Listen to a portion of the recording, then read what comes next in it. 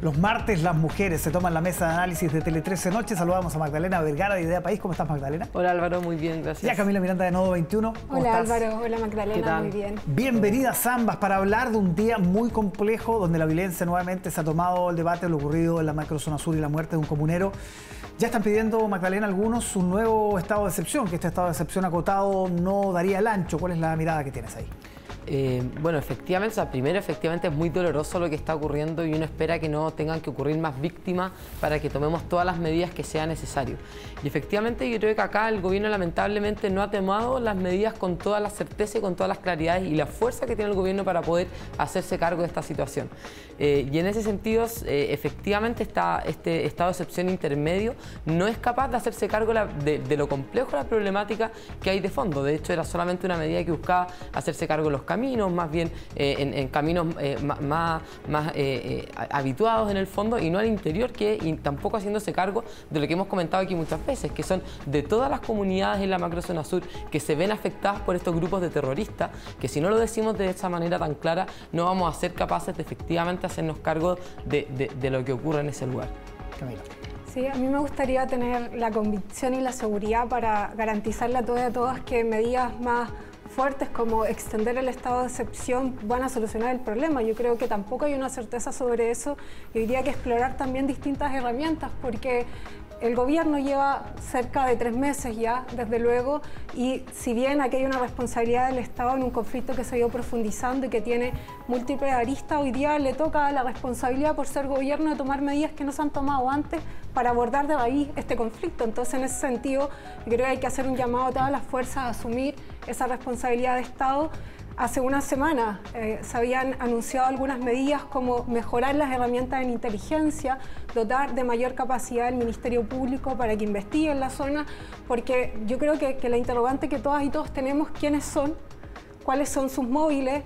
Hoy día se aportaban elementos de que se usaban armas de fuego, o sea, de guerra, es decir, cómo tienen esas armas de guerra. Yo creo que es importante hacer esa trazabilidad, entender más a profundidad lo que está pasando y no mezclar esto con las legítimas demandas de las distintas comunidades mapuches. De hecho, hoy día el trabajador que fallece es un trabajador mapuche, quienes son atacados son muchos trabajadores mapuches que estaban en un contexto de sembrar, ¿cierto?, nuevamente árboles endémicos propios de la región en los lindes de una forestal y vinculados a una comunidad mapuche. Entonces, me gustaría, insisto, tener la convicción de que herramientas más profundas del uso de la fuerza lo van a resolver, pero creo que también hay que aprender de la experiencia de todos estos últimos años y pensar que aquí hay que usar más herramientas porque si no, es solamente prometer algo que no hay certezas de que va a resolver este conflicto. Visto en retrospectiva, ¿fue una mala decisión levantar el estado de excepción al inicio del gobierno, ya que finalmente lo tuvo que implantar nuevamente?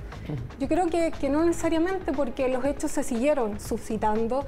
Yo diría y me preguntaría por qué en el contexto de un estado de excepción hoy día tenemos grupos que tienen acceso a armas de guerra en ese contexto. Entonces yo creería que uno podría hoy día especular si fue bueno o malo y hoy día hay que accionar respecto a los acontecimientos que tenemos enfrente y que implican investigar a cabalidad quiénes son los grupos involucrados en estas situaciones y llevar justicia. Yo creo que eso es lo que se espera, no solamente condiciones de seguridad para vivir confortablemente, y tampoco creo que sea justo para las comunidades y familias también vivir en un contexto militarizado permanente, porque eso también afecta a los niños, las niñas, las familias, las comunidades, y creo que hay que investigar a fondo quiénes están tras estos hechos. Quizás ese es precisamente el problema, porque se dice que no se quiere militarizar, pero lo que no comprendemos es que la Araucanía ya está militarizada, y el problema es que está militarizada por grupos que son terroristas, y precisamente creo yo que la responsabilidad del Estado es poder actuar con todas las herramientas que hoy día la ley le dispone y que es su deber hacerlo para poder hacerse cargo efectivamente para, como tú bien dices, Camila, ir a buscar, bueno, quiénes son, poner todas las fuerzas de inteligencia, hacerse cargo de las comunidades, y eso hoy día no lo está haciendo, y no lo está haciendo porque además minimiza y nunca entrega la claridad adecuada. De hecho, no ha tomado más medidas el gobierno, y las medidas que toma decía, bueno, nosotros no vamos a aceptar que la violencia sea el método de solución de conflicto, y con eso incluso genera la duda de él mismo plantearse entonces, bueno, los métodos de herramientas que tiene el gobierno, como el estado de excepción, como el uso de la fuerza, un uso legítimo de la fuerza. Él plantea incluso la duda en esos casos de que eso estaría siendo violencia. Y eso el problema es que no entrega certeza y seguridad a las familias de la Araucanía, de la macrozona sur, de que se van a hacer cargo, de que le están quemando sus casas, de que le están quitando sus territorios. Y eso no tiene nada que ver, como tú bien dices, con las demandas, creo yo, de ciertas comunidades mapuche, que puede ser muy legítima, ¿no? Y hay que conversarlo también, pero que no podemos minimizar que hay grupos terroristas y que si existen armas del calibre que estamos hablando es porque es mucho más grave el problema de lo que nosotros hasta ahora hemos medido, y con más razón el Estado debiera poder responder. De hecho, ya llevamos muchos años, incluso con otras, cuando las medidas ya estaban más implementadas, donde la Corte Suprema ya ha dicho que el Estado no ha cumplido con su deber y ha hecho una falta de deber, de hecho, por no haber actuado oportunamente. Entonces, ¿cómo va a ser ahora que ni siquiera estamos siendo capaces de poner un estado de excepción que sea capaz de hacerse cargo de forma adecuada? Es muy complejo, por supuesto que quizás no va a resolverlo por sí solo, pero al menos el Estado haber actuado con todas las herramientas que tiene y no a medias tintas como lo está haciendo hoy día. O sea, yo creo que aquí hay que asumir esto como un problema de Estado, porque yo insisto, la mayoría de las herramientas que hoy día se exigen hacer uso ya se han usado. Durante los últimos 4 años pasados del gobierno anterior se usaron y no tenemos claridad de quiénes están atrás de los actos. No ha habido una investigación eficaz, entonces yo diría que aquí hay que replantearse el problema, porque creo que lo que importa es que podamos tener soluciones, que pueda haber justicia.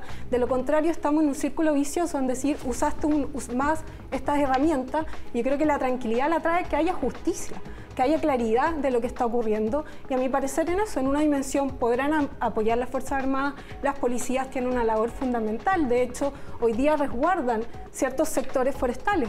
Otro de los conflictos que hubo durante el día tuvieron que ver también con una situación donde habían carabineros resguardando unas zonas forestales. Eso ocurre, existe hoy día. Entonces yo creo que es relevante que nos planteemos y nos digamos, hay herramientas que no han funcionado. ¿Cuáles son las herramientas que hay que profundizar? El gobierno ofreció algunas medidas en relación a inteligencia, más herramientas para el Ministerio Público, seguimiento y control de armas, porque estamos hablando, repito, de armas de fuego, en una zona, en un contexto donde hubo militares por harto tiempo. Entonces yo creo que es profundamente necesario esclarecer y llegar a tener justicia. Bueno, quizás ahí a mí me parece quizás curioso, porque precisamente quienes querían el estado de excepción eran los propios habitantes de la macrozona sur, y ellos votaron en una consulta que aprobaron en su gran mayoría que querían que siguiera el estado de sitio. Entonces también el gobierno, en este caso creo yo, que ni siquiera está escuchando a la propia ciudadanía. ¿Y la ciudadanía qué quiere? Quiere que le defiendan su espacio, quiere estar segura, quiere que sus hijos puedan estar en paz, que saben, que se aseguren que van a volver a su hogar. Y en eso tienen una profunda... ¿Cómo tienen tanta certeza que eso lo va a resolver? Pero es que no es la certeza, dar Camila. esa tranquilidad a la ciudadanía de que eso lo va a resolver. Pero está porque uno cumpliendo, entiende que el tiene Estado que haber protección y seguridad para movilizarse. Pero déjame hablar a mí, porque diste tu argumento. Entonces, el Estado tiene que cumplir con todas las herramientas que tiene la ley para defender a los ciudadanos, y ese es su primer rol.